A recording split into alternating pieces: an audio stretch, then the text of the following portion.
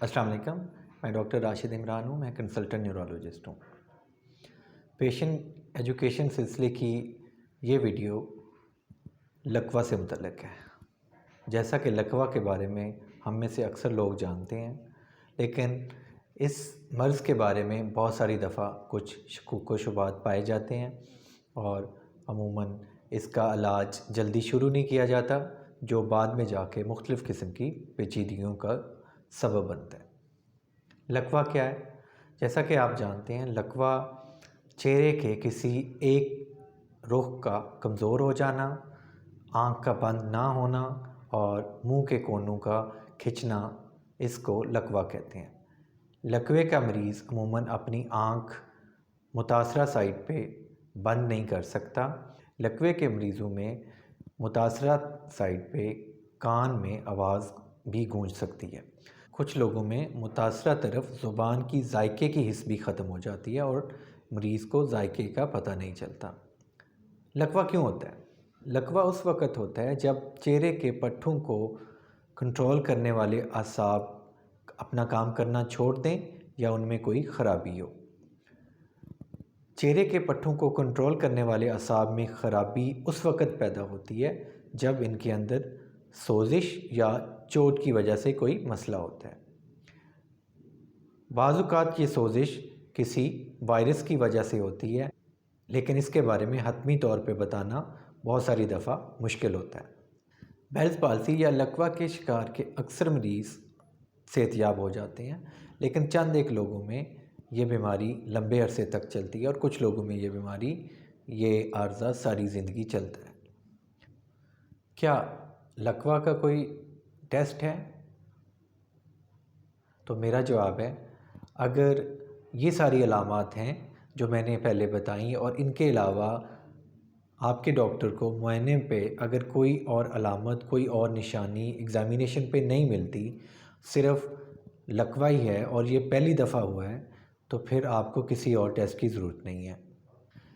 लेकिन अगर मुआयने के दौरान आपके डॉक्टर को कुछ ऐसे शवाहिद मिलते हैं कि आपके चेहरे की कमज़ोरी किसी और वजह से हो सकती है, तो वो आपके मुख्तलिफ़ किस्म के टेस्ट करवा सकते हैं, जिनमें दिमाग का MRI भी शामिल है।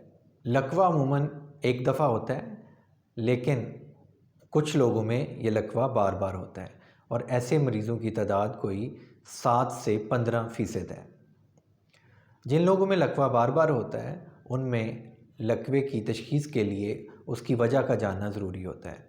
तो ऐसे मरीज़ों में अगर सिर्फ़ चेहरे की कमज़ोरी ही अलामत है, तो फिर भी ऐसे लोगों में आपके दिमाग का MRI वो करवाना होगा और इसके अलावा कुछ और बीमारियां हैं जो बार बार लकवा करवाती हैं, उनके टेस्ट भी करवाए जाएंगे।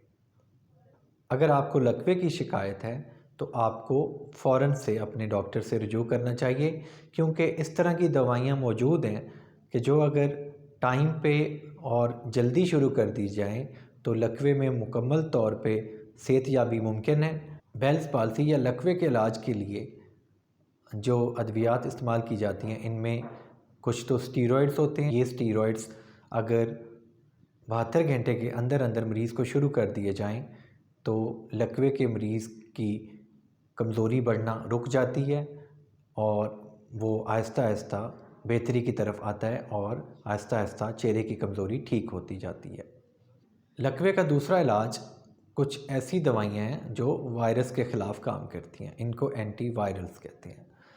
लकवे का मरीज़ चूँकि अपनी आँख पूरी तरह से बंद नहीं कर सकता, इसलिए आपकी आँख के खुश्क होकर ख़राब होने का ख़तरा होता है, इसलिए आपकी आँख का नम रहना और महफूज रहना ज़रूरी है। तो इस नमी को बरकरार रखने के लिए आपके डॉक्टर आपको कुछ आर्टिफिशियल टेयर्स, मसनूई आंसू वो आपको प्रेस्क्राइब करेंगे, जो आपने थोड़ी थोड़ी देर बाद अपनी आँखों में डाल लेंगे। दिन के वक़्त आँख को ढांपने के लिए चश्मे का इस्तेमाल करना चाहिए और रात को आँख को ढांप के सोना चाहिए। क्या आपका चेहरा मुकम्मल तौर पे ठीक हो जाएगा? इसका इन्हिसार इस चीज़ पे है कि सोजिश कितनी ज़्यादा थी। अगर पूरी नर्व में सोजिश है तो उसमें रिकवरी स्लो होती है, देर से होती है। अगर सोजिश मामूली नौइयत की है تو اس میں ریکوری بھی اچھی ہوتی ہے۔ وہ مریض جن کے اندر لکوے کی علامات شروع ہونے کے 3 ہفتے کے اندر بہتری آنا شروع ہو جاتی ہے، وہ مریض عام طور پر مکمل صحت یاب ہو جاتے ہیں۔ ایسے مریض جن میں 3 ہفتے میں بہتری نہیں ہوتی، ان میں ریکوری کا پروسیس سلو ہوتا ہے اور بعض اوقات اس میں مکمل ریکوری پوری طرح سے صحت یابی ممکن نہیں ہوتی۔ لکوے کے زیادہ تر مریض 6 مہینے میں صحت یاب ہو جاتے ہیں۔ چہرے کے پٹھوں کو کنٹرول کرنے والے اعصاب میں سوزش ہوتی ہے، تو یہ سوزش اعصاب کے اندر موجود چھوٹے چھوٹے فائبرز یا ریشوں کو انوالو کرتی ہے، ان میں ہوتی ہے۔ یہ چھوٹے چھوٹے ریشے سوزش کی وجہ سے ایک دوسرے سے جڑ جاتے ہیں۔ اگر علاج دیر سے شروع کیا جائے تو یہ چھوٹے چھوٹے ریشے جو آپس میں جڑے ہوتے ہیں، یہ ان کا علیحدہ ہونا ممکن نہیں رہتا، اور جب سوزش ختم ہوتی ہے تو یہ ریشے، یہ فائبر ایک دوسرے سے جڑ چکے ہوتے ہیں۔ اس کا نقصان یہ ہوتا ہے کہ جب ریشے آپس میں جڑے ہوں گے، ایک ریشہ یا فائبر جس کا کام منہ کو کھولنے کا ہے، وہ اسی سائڈ کی آنکھ کو بند کرنے کا کام شروع کر دے گا۔ چہرے کی ایک سائڈ پہ اپنے آپ بغیر وجہ کے وائبریشن یا ٹوچز آتی ہیں، جن کو سنکائنیسس کہتے ہیں۔ اسی طرح کھانا کھاتے وقت آنکھ سے آنسو آنا شروع ہو جاتے ہیں اور بعض اوقات آنکھ چپکنا شروع ہو جاتی ہے۔ اگر بر وقت علاج شروع نہ کیا جا سکے یا سوزش کی شدت اتنی زیادہ ہو کہ بعد میں پیچیدگیاں پیدا ہوں، تو ایسے مریض جن میں یہ پیچیدگیاں پیدا ہوتی ہیں ان کو مایوس ہونے کی ضرورت نہیں ہے۔ لکوے کے علاج میں سرجری کا بھی رول ہے۔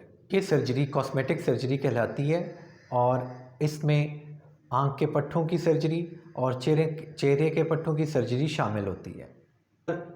تو آج کا ٹیک ہوم میسیج یہ ہے کہ اگر کسی کو لکوے کی شکایت ہوتی ہے تو فوراً سے اپنے ڈاکٹر سے مل کے آپ کو ادویات شروع کرنی چاہیے، تاکہ پیچیدگی کم سے کم ہو، اور اگر پیچیدگی نہیں ہوگی تو ریکوری کے چانسز بہت اچھے ہوتے ہیں۔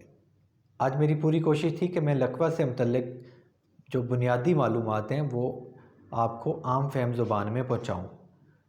اس کے علاوہ لکوے سے متعلق اگر آپ کے کوئی سوالات ہیں تو آپ نیچے کمنٹس میں مینشن کریں، میں کوشش کروں گا اپنی اگلی آنے والی ویڈیوز میں اس کو کور کروں۔